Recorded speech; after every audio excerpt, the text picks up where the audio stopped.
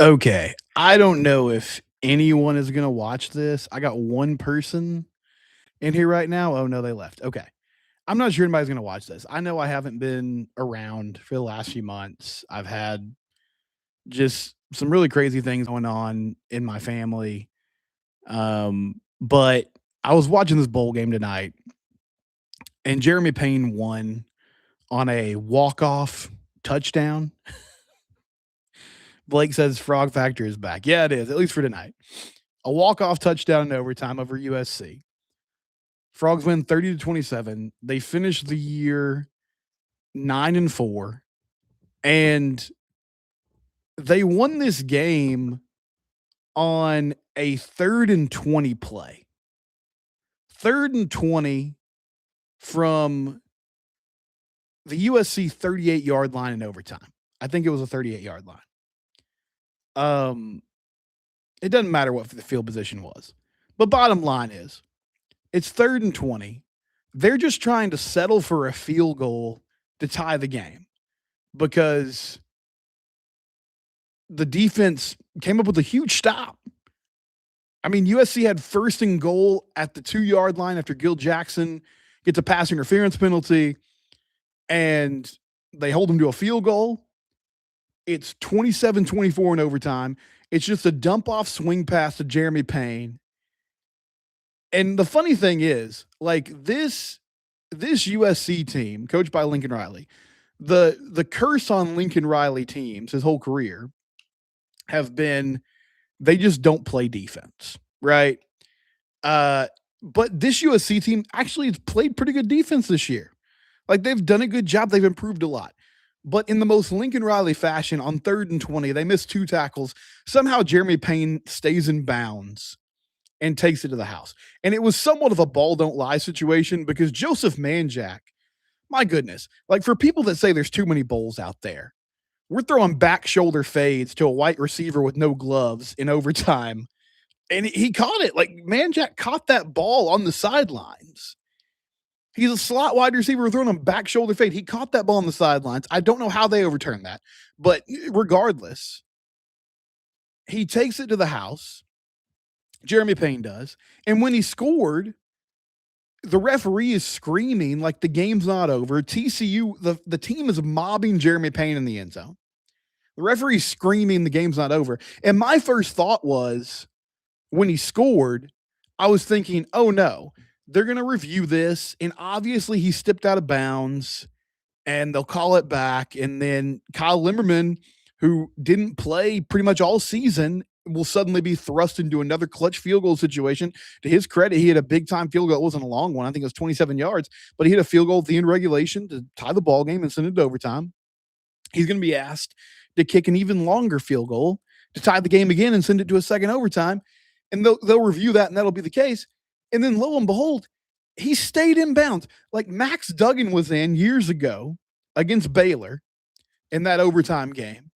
And Jeremy Payne was in. Like, he stayed in bounds somehow. And he scored a touchdown.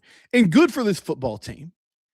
I mean, the last few weeks have been tough for this group. Josh Hoover's going in the portal. I'll get to that later on in the show. Maybe. Or maybe I'll do another show where I talk more about it. Ken Seals is thrust into action, a la, Bram Kohlhausen back in the day in the Alamo Bowl. Grayson Muhlstein back in the day when he was like 4th string QB and was called on at the end of that season.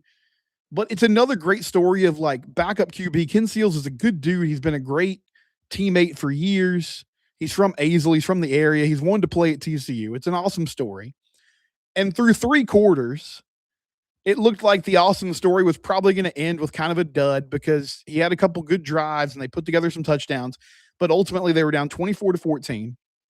USC was all over everything that they were doing. The screen game, all that stuff. And it just felt like they couldn't push the ball down the field at all. And they were going to lose that ball game. And somehow they came back and won. They put together a touchdown drive. They got a big stop. Gil Jackson, my goodness. I mean, he got away with a lot of contact at times, but he was out there competing, trying to make plays. They get a stop. They get the ball back. I wish they could have scored at the end of regulation, but they kick a field goal, and then they win in the craziest way possible. And I want to know from you guys, where does this rank? And thank you for so many of you that are chiming in. I know I've been out for a while. If you want to know more about that, maybe I'll talk about it at the end of the podcast. But where does this rank for you as far as great TCU games, great TCU wins go? Because my buddy Clint Foster did that documentary on the team that won the Alamo Bowl with the great comeback against Oregon in 2016. But this has to be up there. I mean, it wasn't as crazy of a game from a comeback standpoint, but they're down double digits in the fourth quarter, and they dug deep and they found a way to win. And there's some exciting things about the way this team is going to operate next season. One of them being, you saw two running backs tonight that really put on a show. Like Jeremy Payne obviously had that show-stopping touchdown catch, but he also finished with 73 yards on 13 carries. John Denman had 6 carries for 31 yards.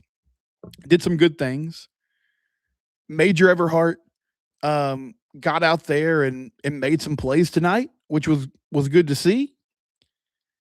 And there's a lot of questions about next year. Like, let's not get it twisted. We don't know who their quarterback's going to be next season. My guess is it's going to be a transfer that is kind of a bridge guy to Adam Schobel the next year. That's my assumption, just based on what I know and what's going on. But at least for tonight, let's just celebrate the fact that they won a game against USC. Yeah, Shadowheart says beating USC satisfying. They're number 16 in the country. I know there are a lot of opt-outs. Okay, yeah, I get it. And I'm sure USC fans are not really hurting about this, and they'll be like, well, we had 10 starters out. And if we bring it up in the offseason, we'll be like, well, they had all these starters out. Who cares? Who cares? TCU had their backup quarterback in there. They didn't have their offensive coordinator, had their tight ends coach calling plays. They dug deep and they won the ball game. They made plays when they had to. And I'll say this about Sonny Dykes. I have my qualms about Sonny and his coaching style. I think that Sonny is a dude that can get you 8 to 9 wins a season.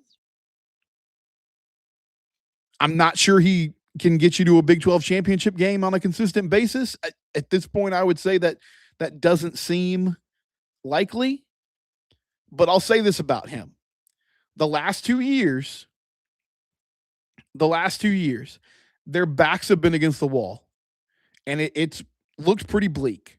There was a story in CBS Sports that kind of surprised me, because when they lost the BYU game and they were sitting there at I guess they were 6-5 at that point, and had the games to close the season against Houston and Cincinnati, there was some talk about like, hey, maybe he's on the hot seat. And my thought was, I feel like even if they bottomed out and finished 6-6, they wouldn't make a move. But there was a story on CBS Sports that was like, there was at least some conversations happening among the big money people, among the movers and shakers within TCU administration and TCU athletics. And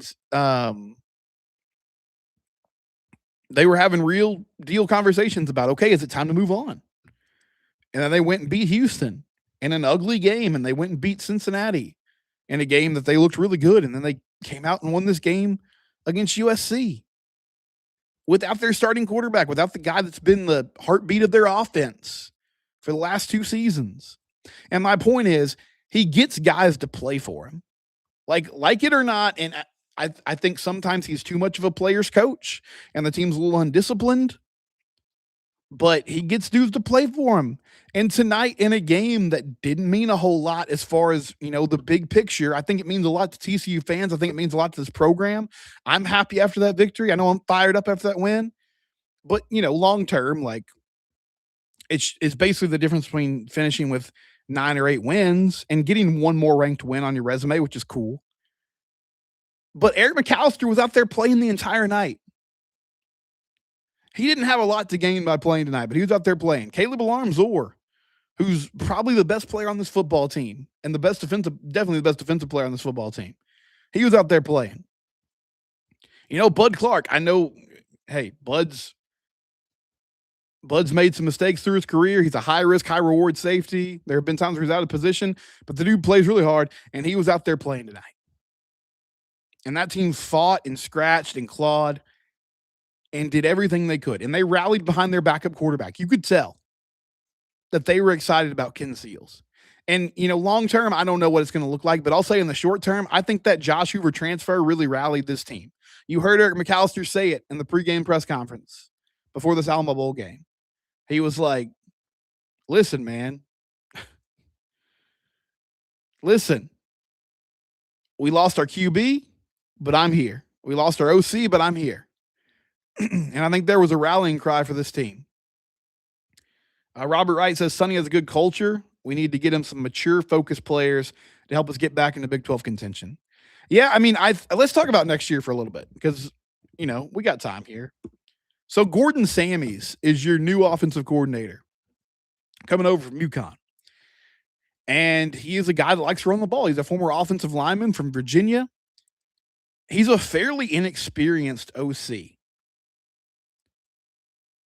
Shadowheart asked me, what's my opinion on the Bryles move? Well, I mean, I think Kendall got a chance to go back to the SEC. And right or wrong, I think it was a good time for both parties to go their separate ways. I think Kendall's a good play caller. I feel like his style of offense and the way he wants to run things has a ceiling to it. And it wasn't all his fault.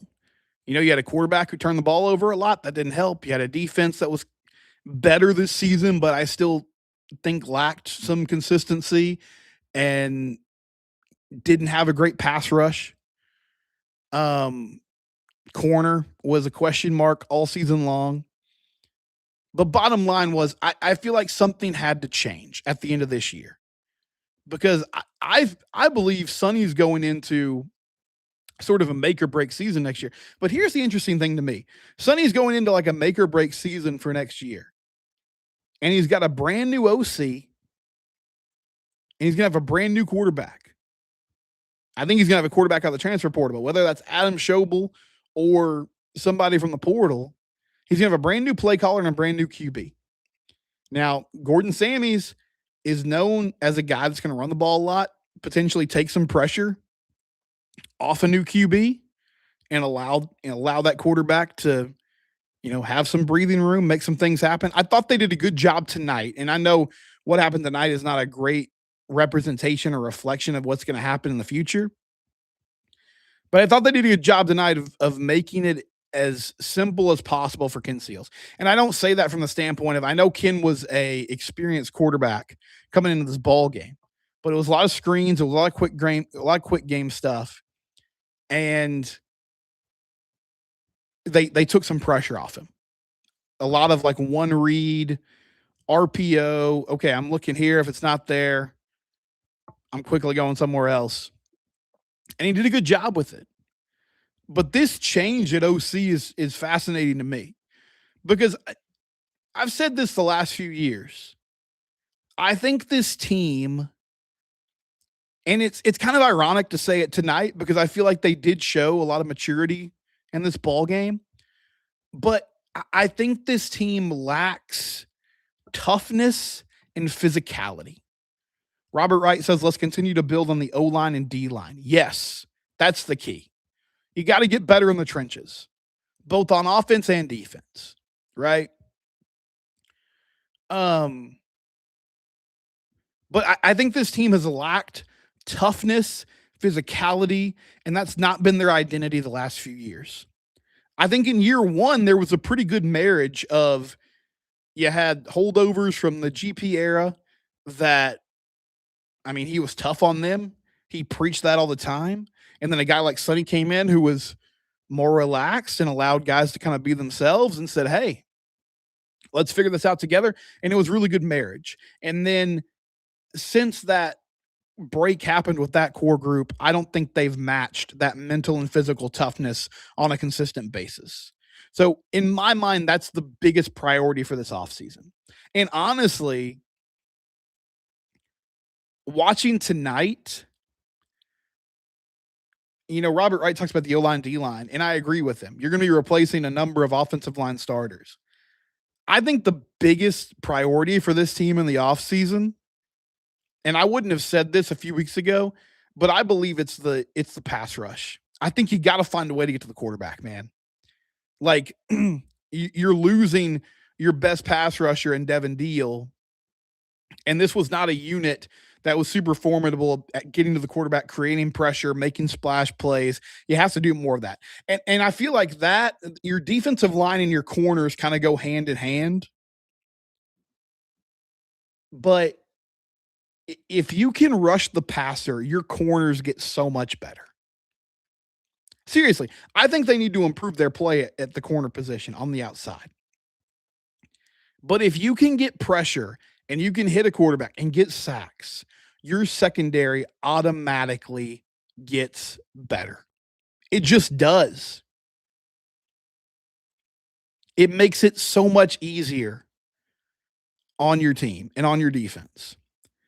Look at what Texas Tech's doing. And I know everybody is trying to kind of make them the blueprint, and it's difficult to replicate that because, yes, they spent a lot of money. Now, I think they did a good job building a culture, and Joe McGuire's done a good job with that team, but they spent a lot of money. And I think TCU has to invest more in the defensive line and the offensive line this offseason. Somebody asked me if I think the physicality thing is an OC issue, play calling issue. I mean, I think it's all of the above. But to me, it falls back on the head coach. Like toughness and intensity and those things, it's a culture thing. And I feel like it reflects on the head coach. And I know it takes time to build an offensive line. And I was pretty hard on Sonny after the Arizona State debacle this year, where they blew that 17-0 lead, because in the second half, they just got shoved around. And I was like, look, for the past 3 seasons, they have not fielded a competent offensive line.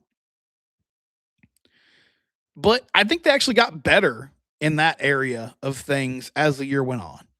And I'm really curious to see what Sammy's thinks about this running back room, because Jeremy Payne has showed some great stuff. And it wasn't just that touchdown tonight, even though that was awesome to see. And it was great to see him break through and score like that in that crazy way. But I think running through between the tackles, he's been fantastic. Somebody said Arizona State and Iowa State were the most disappointing games this year. Yeah, I mean, 2 years in a row. Like, I don't know. It's hard to decipher all of it, because in one sense, this team could and should have been 10-2. But also, you didn't play Texas Tech, and the game you played against BYU was the most lopsided loss of the season. Like, they didn't belong in the same field as the Cougars that night. And I know it's tough on the road against that team, at night especially, but they have to take some big steps forward this offseason, and they're going to have to do it with a new quarterback. But tonight was fun, man. Good for this group. Good for Ken Seals. I mean, he dreamed of playing at TCU. It didn't work out coming out of high school. He comes in tonight. They get down 3-0. They drive down and score. He's running the ball. He's hurdling people. He's putting his shoulder down. Chase Curtis was pulling around and blocking folks. Jeremy Payne was running downhill. John Denman was running downhill. Major Everhart had some big plays. Somebody talked about the young players that stepped up tonight. They did, man. Gil Jackson on the outside. Yeah, he got away with some contact tonight, but he was out there competing. And late in the ball game, they gave him opportunities, and he got it done. He found a way to get it done. Major Everhart. Jordan Bailey, another guy that's moving on, hitting the transfer portal. In the last few years, Bailey and Everhart have been 2 guys that we've talked about. Like, man, I really hope one of them can break through and make something happen. And Major Everhart did tonight. And it wasn't just on like pop passes and jet sweeps, even though he did that effectively. And that's an element of this offense that he can bring to the table, some screens and swing pass stuff. At the end of that ball game, at the end of regulation, he climbed the ladder and made a huge catch, a huge contested catch in coverage. Terry Shelton made a big catch on the first drive. I didn't love him, sliding on that third down play where he stopped about 2 yards short of the sticks, but he made a big time contested catch in the first half of that ball game that extended the drive. Cooper Powers was in there a lot today. Young offensive lineman making things happen. They did some really good things. Young players stepped up. Jonathan Bax had a big stop on 2nd and goal. Somebody said the penalties kill me every game during key moments. Yeah, there were. The crazy thing about tonight was Colton Deary was having trouble with the snap. He kept. I don't know if there was miscommunication on the snap count, but he had 2 or 3, illegal snaps or early snaps that led to false starts. There were a lot of false starts. I mean, Gill, thankfully, the defense stepped up after that pass interference that put USC down at the 2-yard line. But how about that, man? This defense, it's been up and down, but 1st and goal at the 2-yard line. USC's got a good quarterback. They got a good running back, and they got to stop. They found a way to get a stop. And then that ridiculous. What was your reaction when Payne took it to the house? Did you scream? Did you yell? I just laughed. It was so crazy. And honestly, again, my first thought was, man, they're probably going to call this back because they're going to look at it and see that he stepped out of bounds and we'll have to reset. But I was just so dumbfounded by the whole thing. Heck of a job by Jeremy Payne. And also, after he broke it, it wasn't only him staying on the sidelines. Joseph Manjack had a great block along the sidelines. And I think it was DJ Rogers that sort of shot-putted him forward because he had to, when he was staying in bounds, he sort of had to stop his momentum. And Rogers pushed him forward and was like, go. And then Manjack had a great block where he laid out and just depleted somebody. And then Payne took it to the house. Robert Wright said, I went wild. I was so happy. Shadowheart said, I laughed too. I didn't think we could pull it off. It's a gutsy win today, man. Good for those guys. Good for those guys. Cool way to rally and finish the season and get it done. I don't know what next year is going to look like. I'm disappointed that Josh Hoover's moving on. I understand if he ends up at Indiana, I get it. I guess I understand from the standpoint of he probably feels like he can win a national championship there. Fernando Mendoza just won the Heisman. They're going to have a chance to go play for a title. But Michael Andrews says he was screaming on that game winner. Yeah, that's awesome, man. Bryce Wilson says he's really hoping Payne can continue that momentum in the next season. He's looking like running back 1. Yeah, I think so too. My question about Payne, as long as he's been active, is just simply that I didn't know if he was the type of guy that could carry the rock 20 to 30 times a game. Because he doesn't necessarily have that kind of build. He's kind of built like more of a scat back. But he looked the part tonight. And, the thing about TCU and the way they've operated lately is you're probably going to have 2 running backs that kind of share the load a little bit. So I think Denman will get a lot of opportunities next year too. And then you also have Payne available, and we'll see what they do. We'll see if they're aggressive in adding somebody. I think Kavorian Barnes is a good player, but the injury history should have thrown up some red flags. And I feel like TCU was kind of bargain hunting there, and they were like, well, maybe this guy, if he can stay healthy. I believe you got to move on from that aspect of evaluations. You can't keep just hoping that they're going to stay healthy. But what a win tonight. Landman says Payne is small, but he's a stud. Fun to watch him for sure. Yeah, he's an explosive player. He's an explosive player, definitely. And I think he brings a lot to the table. Let me see if there's anything that's come across about what Sonny Dykes has said about the win in San Antonio at the Alamo Dome tonight. Again, TCU with a 30-27 victory over USC. Well, he hasn't hit the podium yet, but I did see Steven Johnson put this out. Jeremy Payne last 3 games, 103 yards versus Houston on 18 carries, 26 carries for 174 yards and 2 touchdowns against Cincinnati, and then a big game tonight, 123 total yards and 2 touchdowns. And tonight, I mean, this was a game where everybody knew he was going to get the ball a lot. They weren't going to come out there and air it out with Ken Seals, and Ken Seals' final line was pretty solid. 29 of 40, 258, a touchdown, and interception. I'm not sure what next year is going to bring. I think they're going to make a lot of moves with what they do offensively. They're going to have to bring in a tight end because Sammy's runs a lot of two tight end sets. I think they're going to have to add some beef on that offensive line. But this was a fun win, and not to end on a tough note. But if you're like, where have you been? What's going on? I know not everybody's on social media. I've had a tough couple of months. I mean, we're making it. We're doing the best we can. My wife was pregnant. So I have 4 kids. I've been really blessed. Our oldest 2 kids are adopted, and then we've had 2 children after that, Sawyer and TJ. So Bradley, Abby, Sawyer, and TJ, they are from ages 9 to 3. And my wife, Kristen, was pregnant with a baby boy named Ellis. And she had some complications around the week of the Colorado game. We were in the hospital in Houston. We were actually visiting her family when she started having complications. We were in the hospital in Houston for about a week, and then had to have an emergency. My wife had to have an emergency C-section. Unfortunately, we lost Ellis. And so it's been a tough few months. And then Kristen had some complications post-surgery, but she's okay, and we're back home. And a lot of people have reached out and have been supportive, and I appreciate that. And my family and friends have been super supportive. But I haven't had the energy to do the show. But I've been watching, and I've been trying to keep track of what's going on. And I don't know what the future holds. I'm not sure when and what the Frog Factor podcast is going to look like, but this game was a lot of fun tonight. And I love the community here and the people that listen to me talk about sports. And I just wanted to hop on and talk about the game. So I love you guys, and thanks for tuning in. And what a win for TCU. This was a good one. So yeah, I think I'll be back later this week to talk about Josh Hoover moving on and potentially what this team might do next season. But what a win. Another huge Alamo Bowl victory. Ken Seals, you're a legend, man.